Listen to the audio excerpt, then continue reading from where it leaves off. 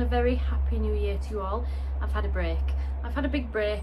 Apologies for that, but it was very well needed, and I'm very glad that I've had this time off. But it's January now, it's the middle of January now, and it's time to think about the season ahead. So I've come down today just to have a look around and to get myself all enthusiastic about the season that's coming, which I am. I'm feeling good, I'm feeling excited, but I want to have a look around and just see how things are doing. I've just harvested my celeriac, which I'll show you now. It hasn't quite gone to plan. I don't think I'll be eating anything of it, that's for sure. So that's a little bit disappointing, as that is the only thing that I've actually got growing in the ground at the moment. I haven't even planted my garlic or anything this year. I just haven't been up. I didn't have the, I don't know, I just didn't have the desire to come up, but now I do. We're gonna get going, but we need to get tidied up first. So I'm basically coming up to make a list of jobs that I need to get done this month before the growing season really starts. And I'm taking a different approach this year. I'm not going to be growing from seed. The truth is that every year in spring and late winter, my house gets absolutely covered in seedlings everywhere. And with 2 young children, one of whom is autistic and is non-verbal, it's getting harder and harder to do that. So I'm going to buy seedlings this year from the garden centre. I'm going to support local businesses where possible, small independents if I can, but there are also a couple of big sort of chain garden centres near me where I'm going to be buying plants from there as well. So that's going to be different. Tomatoes might be an exception to that because tomatoes are really important to me. I will grow the standard varieties, and I will get those from garden centres, things like Alicante and Shirley and Gardener's Delight. If I grow any varieties like that, I'll be able to pick those up quite easily. But if I want something a little bit more unusual, then that's what I'm going to do. But I'm going to be focusing on tried and tested reliable varieties this year, rather than lots of different quirky ones that I might be growing so that I can take a good Instagram photograph. Do you know what I mean? I'm going to be growing food that's going to be reliable, that's going to produce, and that's going to end up in my freezer, because I didn't get any tomatoes in my freezer this year. So yeah, also my dad's going to be using some of the allotment this year, which I'm excited about as well. It'd be nice to have some company up here, and yeah, so let's have a look around and see what's been going on. Well, nothing's been going on, but let's just have a look and see what we're starting with at the beginning of this new season. So this is the compost bin that was emptied, still need to move that around. There's lots of mess, you see, there's lots of bits like this which we really need to get rid of. Big pots of gravel, lots of weeding, and some plants that were left in that are not now usable. It's very empty. Strawberries in there, need a good weed. Look at the antirrhinums. Honestly.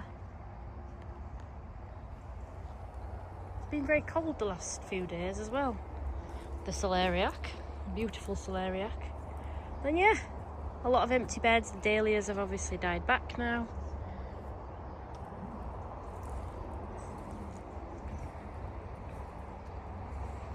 The pond. This Erigeron Kavinskianus has done really well and taken really nicely here. So I think I'm going to probably plant some more of this in the wood chip around, just because it's so pretty and it's, you know, the pollinators really like it. And the dinosaur is at the bottom of the pond somewhere, so when we clean that out we'll get him. But yeah, little Phil's still there doing what little Phil does, fishing.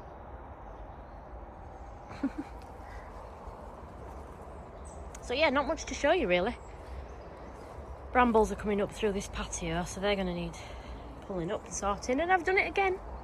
I've let the strawberries root into the path. My celery is massive and probably really woody. Herbs need a good cut back. I've got some plans for herbs this year.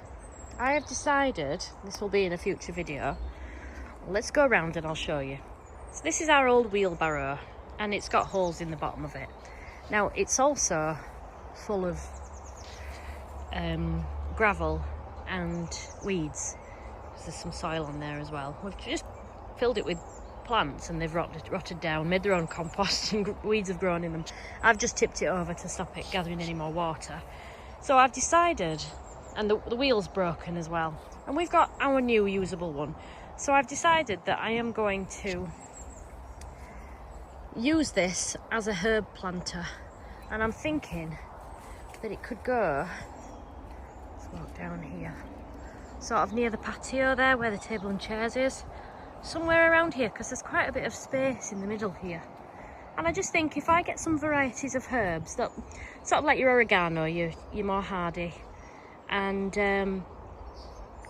plant it up with some really nice miniature or small varieties of herbs, I think it'll look really sweet there. What do you think? Do you think that's going to look okay? Yeah. Strawberries looking okay though, just, yeah, need to get those runners off and get them up. And I know a few people that'll have some of those because I still haven't taken any for some of Mark's workmates. So if you guys are watching, it will get you some. And then the polytunnel is just, yeah. Mark fixed the door the other day because the door had blown off in a storm. Yeah, just needs, I need to get in there and riddle it. And I need to mulch everything. Everything needs doing. We've loads of bags of well-rotted manure and some compost as well. So yeah, it's time to get started. So mulching is going to be the first thing on my list, really. Weeding and mulching and prepping for the season.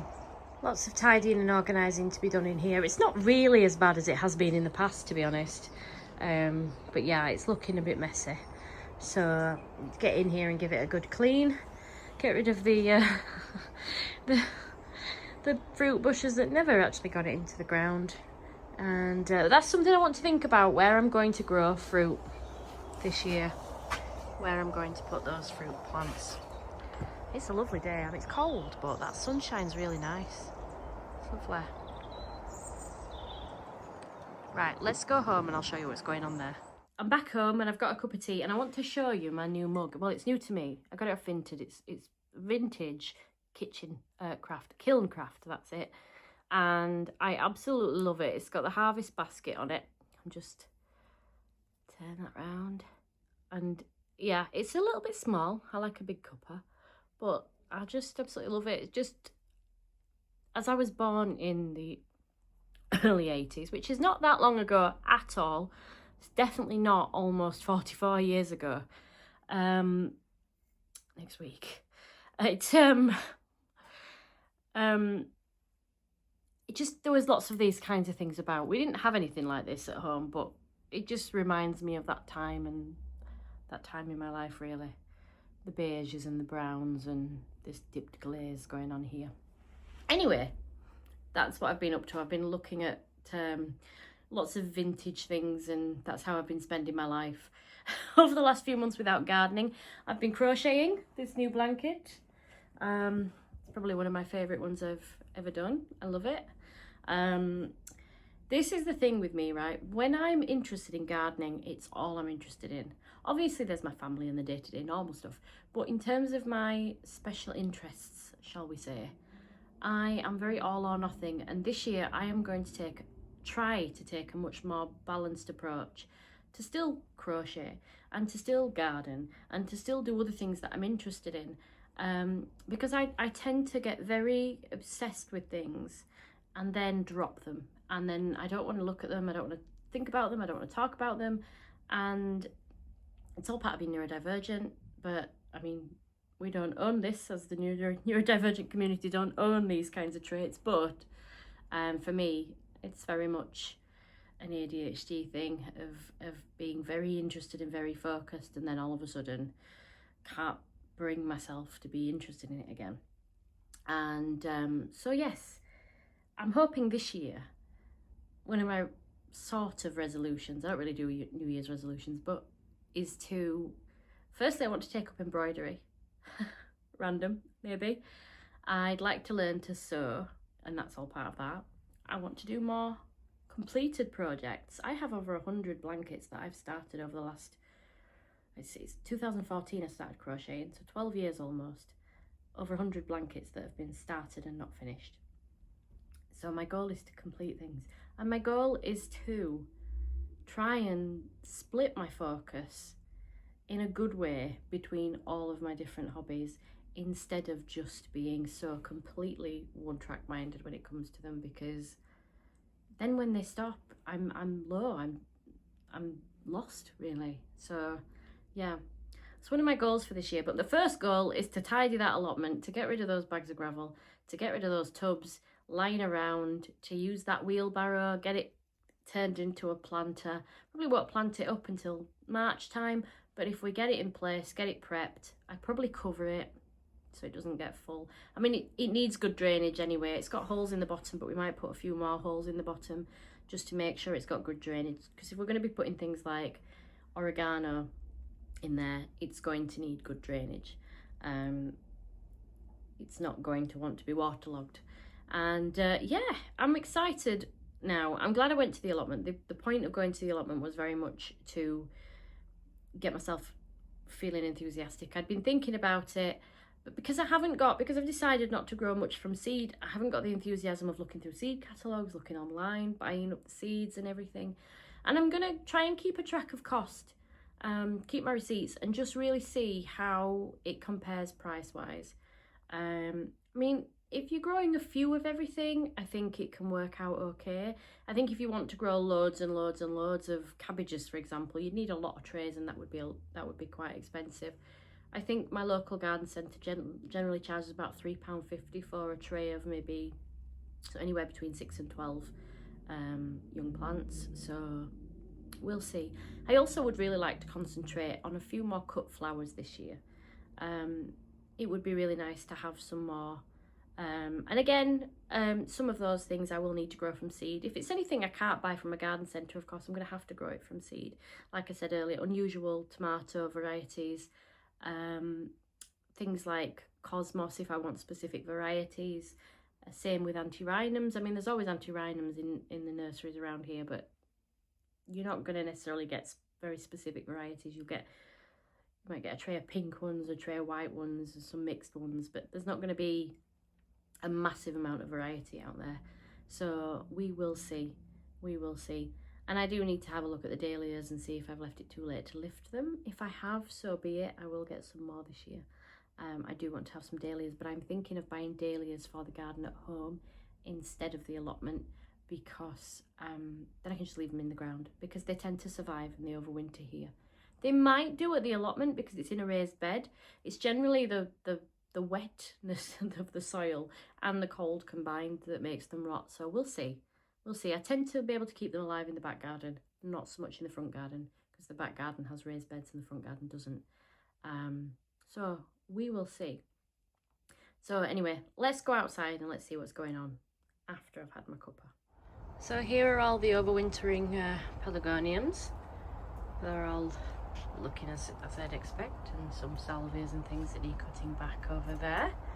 And this is a tree that I got. I got this when I got this before Christmas, but the ground was frozen. So it is a tickled pink, an apple that was recommended by Danny at Grow Up Channel. I'm excited about it. The only thing is, I bought it to replace one of my other apple tree, well, my only apple tree in the front garden, because it's not doing so well. But this one is not self-fertile, and I don't know of any apple trees locally, so I'm gonna have to think about maybe getting 2 apple trees, which oh no, but I don't actually know where the other one will go because it's a small space, so we'll see. I always forget what this is called, but it's really sweet and it looks lovely at this time of year. But yeah, the garden looks exactly as you'd expect really, except that the geum. Oh, we did have 3 calendula plants flowering in the front garden, but they were killed off by the snow. And the Salvia Amistad was flowering in the front garden. This one in the back's been like this for a while, but the one in the front garden has been flowering was flowering for a long time, and it's only just stopped a bit. So yes, things are looking a bit more as they should now. Come here. Come here.